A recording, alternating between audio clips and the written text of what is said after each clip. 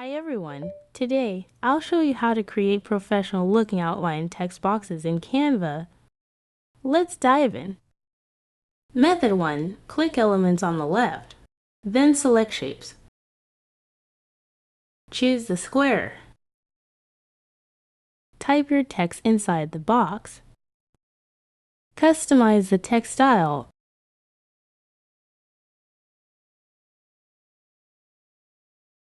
Click the shape to select it. In the top toolbar, find Border Style. Choose solid, dashed, or dotted lines based on your needs.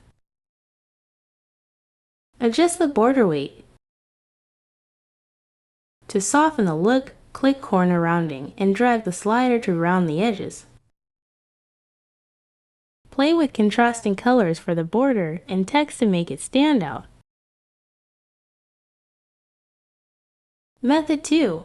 Go to the Text tab, add a heading to the page. Input your desired text and customize the text style. Next, go to the Elements, search for Outline.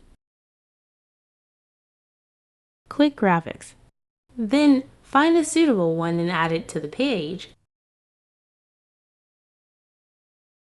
Adjust the size and position as needed.